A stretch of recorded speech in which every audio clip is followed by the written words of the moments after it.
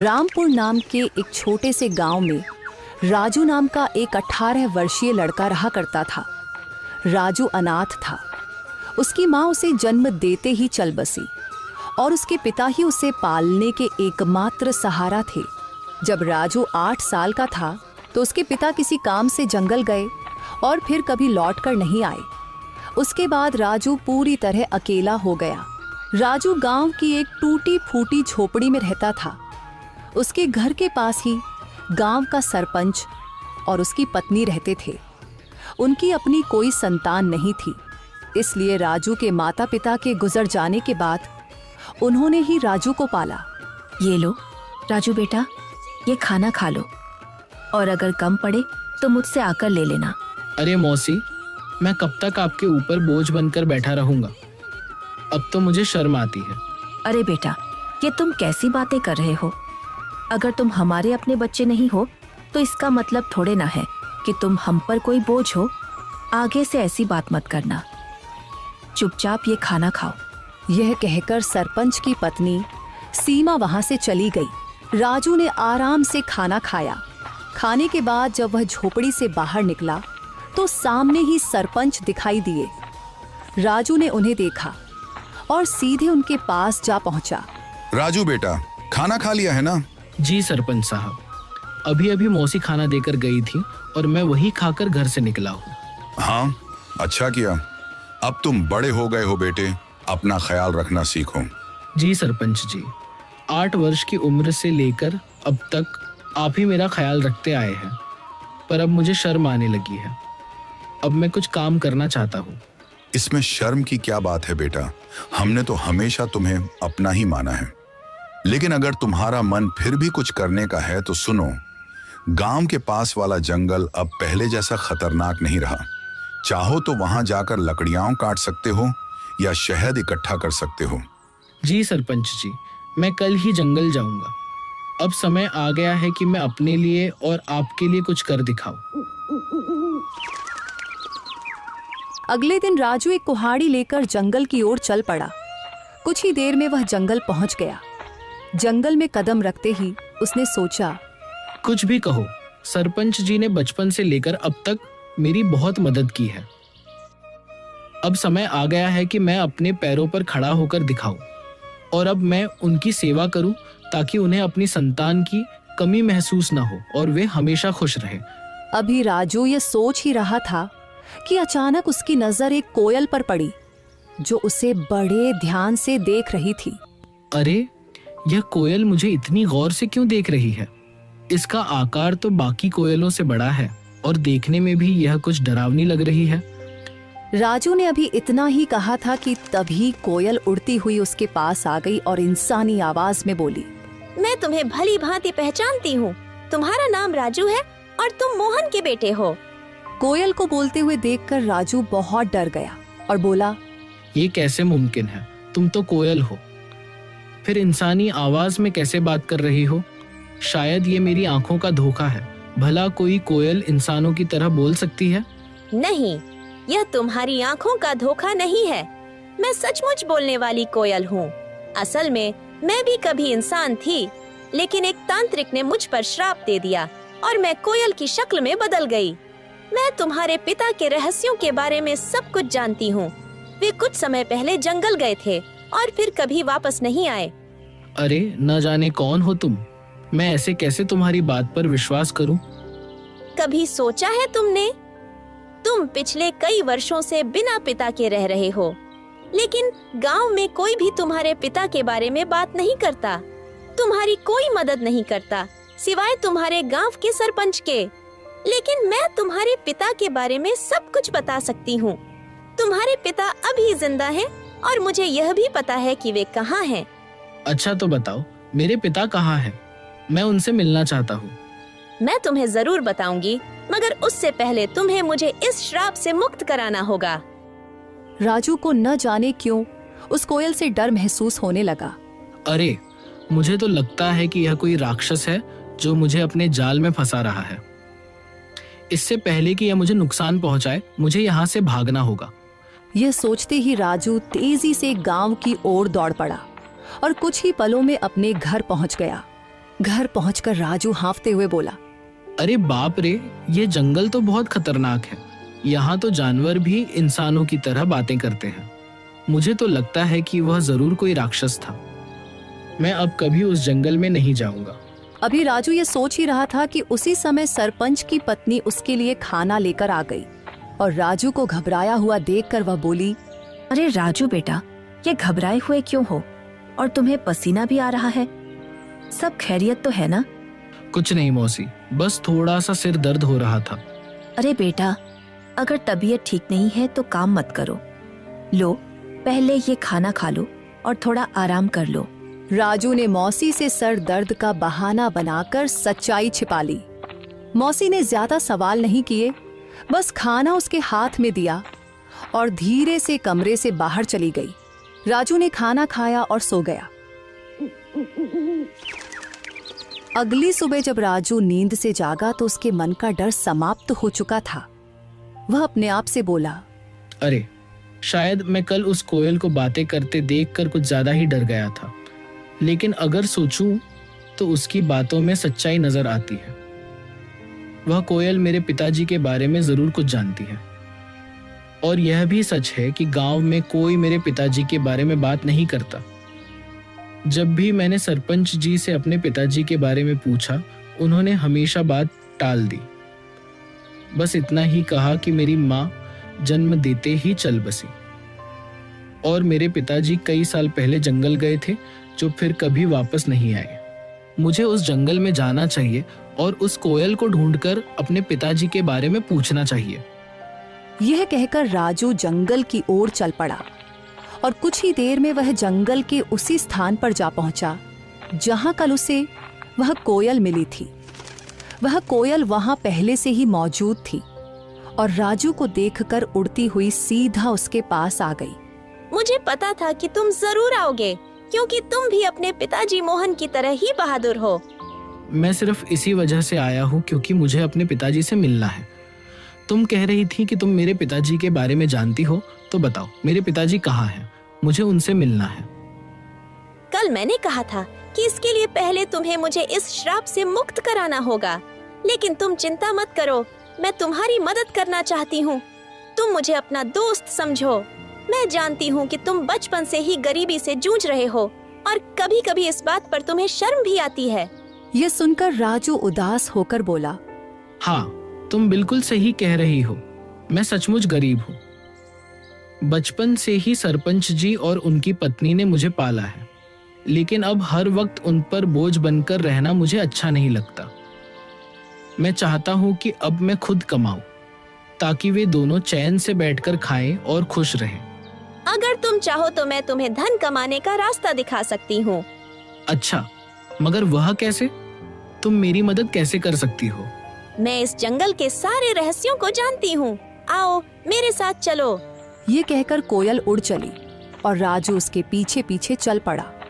चलते चलते कोयल राजू को एक गुफा के अंदर ले गई।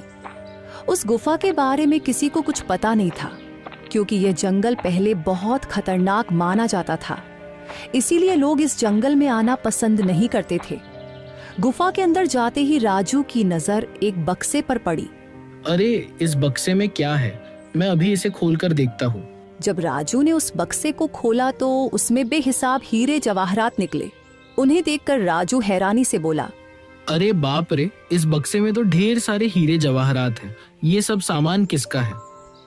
तुम पहले धनवान बनो, फिर मैं तुम्हें बताऊंगी कि मैं इस श्राप से कैसे मुक्त हो सकती हूँ। और जब तुम मुझे इस श्राप से आजाद कर दोगे तो मैं तुम्हें तुम्हारे पिताजी से मिलवाऊंगी। मुझे पता है कि वे कहाँ हैं।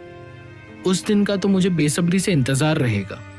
लेकिन एक बात याद रखना, मेरे बारे में किसी को कानों कान खबर नहीं होनी चाहिए। अगर किसी को पता चल गया तो तुम्हारे लिए अपने पिताजी से मिलना मुश्किल हो जाएगा। राजू वह बक्सा उठाकर अपने घर की ओर चल पड़ा। घर पहुंचकर उसने बक्सा एक तरफ रख दिया। इतने में सरपंच और उनकी पत्नी राजू के लिए खाना लेकर आए। जब उन्होंने एक तरफ रखा हुआ बक्सा देखा तो सरपंच ने राजू से पूछा, राजू बेटा, ये बक्सा कहाँ से आया और इसमें क्या है? सरपंच के पूछने पर राजू को कुछ समझ नहीं आया, कि वह सरपंच साहब को क्या जवाब दे। इतने में सरपंच की बीवी ने बक्सा खोला और उसमें कीमती हीरे और जवाहरात देखकर बोली, राजू बेटा, तेरे पास ये इतने हीरे और जवाहरात कहाँ से आए हैं? राजू उन्हें सब कुछ सच बता देता, लेकिन वह कोयल की बातें याद कर रहा था जिसने उसे सख्ती से मना किया था, इसलिए उसने कुछ और ही बता दिया। मौसी, मैं जंगल में लकड़ियां काटने गया था। लकड़ियां काटते काटते मैं काफी आगे निकल गया और वहां मुझे एक गुफा दिखाई दी। जब मैं उस गुफा के अंदर गया तो वहां मुझे यह बक्सा दिखाई दिया। मैंने उसे वहीं से उठाया और घर ले आया। राजू, तुमने यह ठीक नहीं किया। हो सकता है ये सारे हीरे जवाहरात बादशाह के हों। शायद उसने इन्हें वहां सुरक्षित रखा था। अगर यह बात कहीं बादशाह तक पहुंच गई तो वह हमें सख्त सजा देगा। सरपंच के मन में गहरा डर बैठ गया था। अगर यह बात किसी तरह बादशाह तक पहुंच गई तो वह हमें सख्त सजा देगा। इससे पहले कि यह बात बादशाह तक पहुंचे कि किसी ने उसका सोना चुरा लिया है, हमें तुरंत यह सोना बादशाह के पास पहुंचा देना होगा। सरपंच की बातें सुनकर राजू ने सोचा, अब सरपंच जी को कैसे बताऊं कि ये हीरे और जवाहरात बादशाह के नहीं हैं? ये तो मुझे वही कोयल ने दिए हैं। लेकिन अगर मैंने सरपंच साहब को कोयल के बारे में बता दिया तो मेरे लिए अपने पिताजी से मिलना मुश्किल हो जाएगा और मेरे लिए इन हीरे और जवाहरात से ज्यादा अपने पिताजी से मिलना जरूरी है। राजू के लिए इन हीरे और जवाहरात से ज्यादा अपने पिताजी से मिलना जरूरी था, इसलिए वह सरपंच के कहने पर बादशाह को हीरे और जवाहरात देने के लिए राजी हो गया। ठीक है सरपंच साहब, जैसा आप कहे, हम अभी यह बक्सा बादशाह को दे आते हैं। यह कहकर राजू ने वह बक्सा अपने सर पर उठा लिया। फिर वह और सरपंच बादशाह की ओर चल पड़े और कुछ ही देर में वे बादशाह के दरबार में दाखिल हो गए। बादशाह के सामने बक्सा रखकर सरपंच ने कहा, बादशाह सलामत। ये लड़का मेरा पड़ोसी है। ये लकड़ियां काटने जंगल गया था और वहां एक गुफा में इसे यह हीरे जवाहरात का बक्स मिला। हमें शक हुआ कि शायद यह आपका ही है, इसलिए हम इसे फौरन आपके दरबार में ले आए हैं। यह सब सुनकर बादशाह के दिल में लालच जाग उठा, क्योंकि वह जानता था कि यह बक्सा उसका नहीं है। लेकिन इतनी कीमती हीरे जवाहरात देखकर उसके मन में यह ख्याल आया, ये हीरे जवाहरात असल में मेरे नहीं हैं, मगर जब ये किस्मत से मेरे पास आ ही गए हैं तो मैं इन्हें बेकार क्यों जाने दूं। बेहतर यही होता है कि मैं इन लोगों को इसके बदले कुछ इनाम दे देता हूं ताकि वे खुश हो जाएं और ये खजाना भी मेरे पास ही सुरक्षित हो जाए। ये सोचकर बादशाह ने उनसे कहा, हाँ, यह बक्सा मेरा ही है। मैंने ही इसे वहां सुरक्षित किया हुआ था, लेकिन तुम दोनों ने ईमानदारी से यह संदूक मेरे दरबार में लाकर बहुत अच्छा किया है। मैं तुम्हारी इस सच्चाई से खुश हूं, इसलिए तुम्हें इनाम दिया जाएगा। ये कहकर बादशाह ने अपने सिपाहियों से कहा, सिपाहियों, यह संदूक इनसे ले लो और खजाने में रख दो। और हाँ, इन्होंने ईमानदारी का सबूत दिया है, इसलिए मेरे खजाने से इन्हें इनाम के तौर पर कुछ धन दे दिया जाए ताकि ये खुश भी हो जाए और दूसरों के लिए एक मिसाल भी बने। सिपाहियों ने बादशाह के आदेश पर उनसे वह संदूक ले लिया और उसके बदले इनाम के तौर पर उन्हें कुछ धन दे दिया। सरपंच वह रकम पाकर बहुत खुश था, मगर राजू का दिल बेचैन था।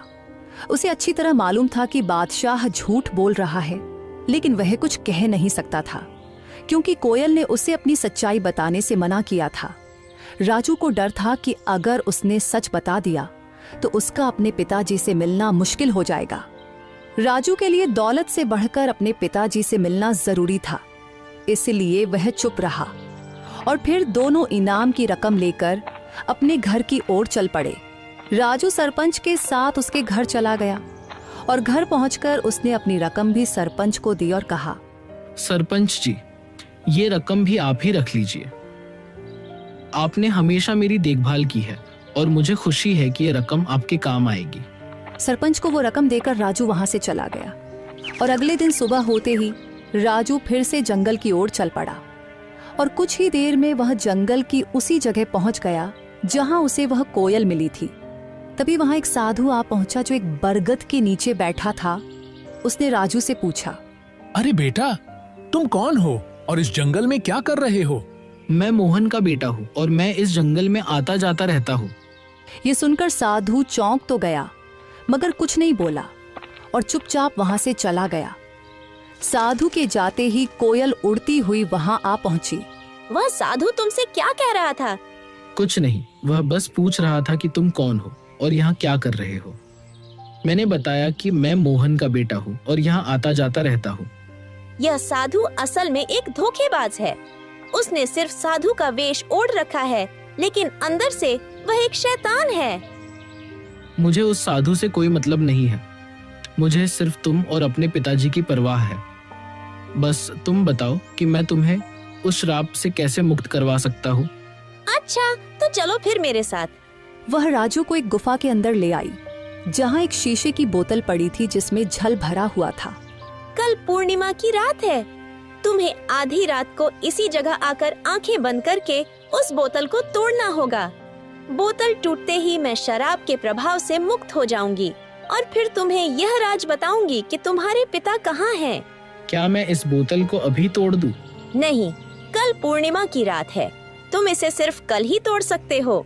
इतना कहकर वह कोयल वहां से उड़ गई और राजू भी अपने घर की तरफ चल पड़ा और दूसरी तरफ वह साधु छुपकर उन दोनों की बातें सुन रहा था।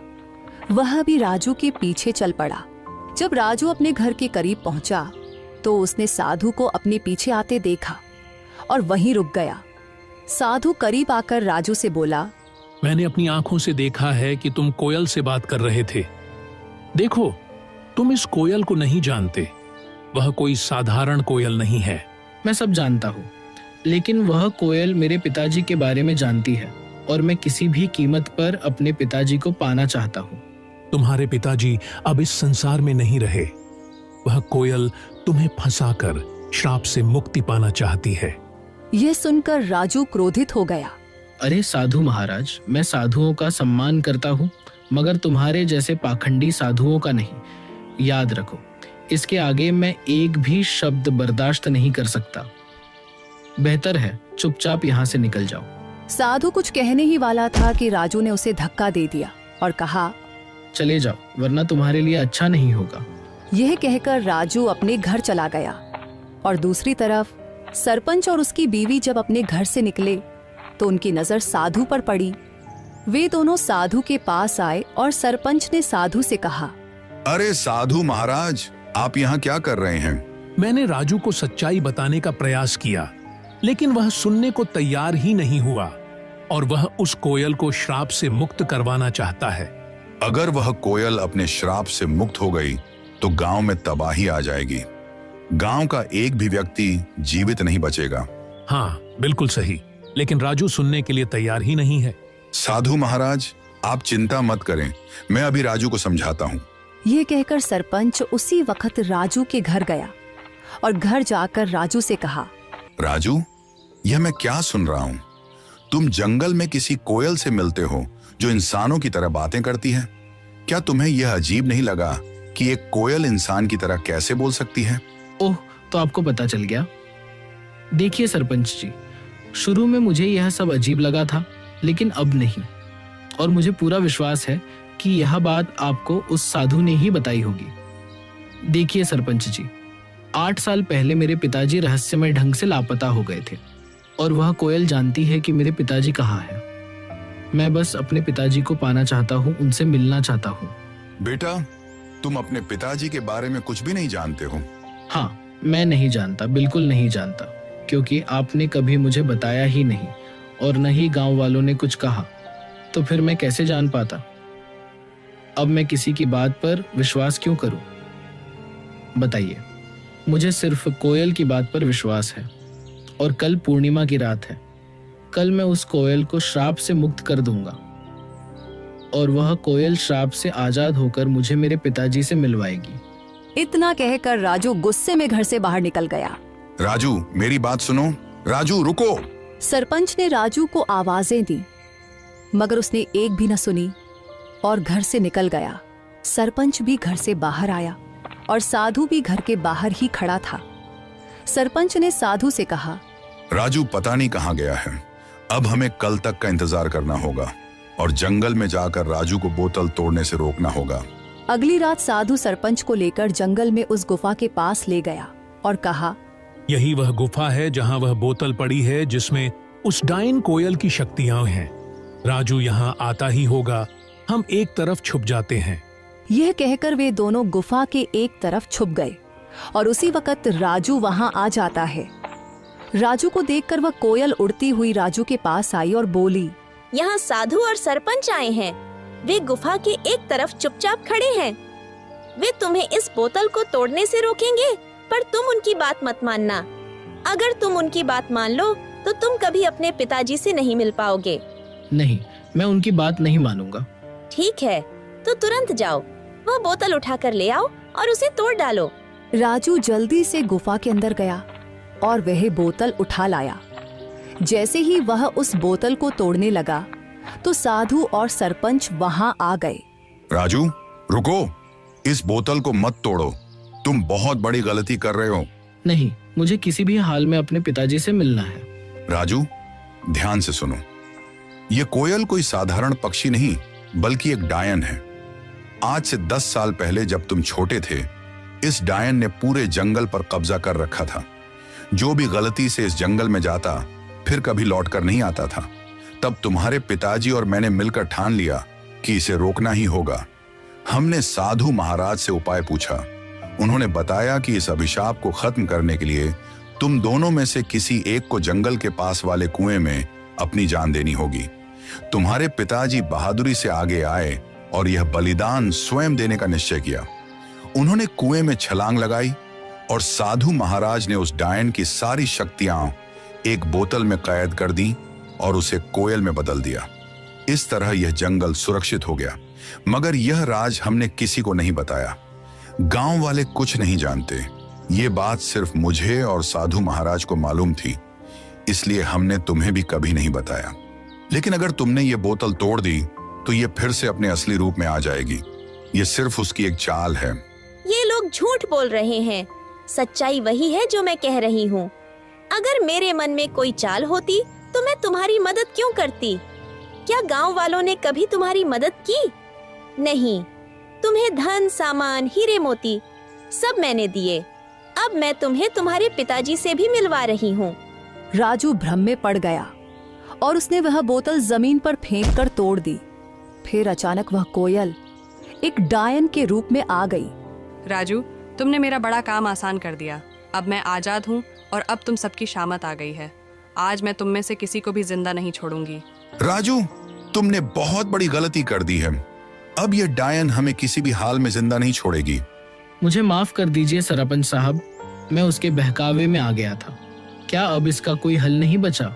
इसका बस एक ही हल है कि हमें तुरंत उस कुएं के पास जाना होगा। ये कहकर वे तीनों कुएं की ओर भागे और वह डायन भी उनके पीछे आ गई। वहां पहुंचकर साधु ने कहा, अगर तुम इस डायन से छुटकारा पाना चाहते हो तो तुम दोनों में से किसी एक को उसी कुएं में छलांग लगाकर अपनी कुर्बानी देनी होगी। साधु की बात सुनकर राजू तुरंत बोला, ये मुसीबत मैंने खुद मोल ली है, इसलिए इससे मुक्ति भी मैं ही दिलवाऊंगा। यह कहकर राजू ने कुएं में छलांग लगा दी और अपनी जान कुर्बान कर दी। साधु ने तुरंत डायन को फिर से एक कोयल के रूप में बदल दिया, मगर इस बार उसके पास इंसानों की तरह बोलने की शक्ति भी नहीं रही। सरपंच को राजू के जाने का बहुत दुख था, मगर वह क्या कर सकता था। इसलिए वह घर लौट आया और धीरे धीरे फिर से हंसी खुशी जीवन बिताने लगा।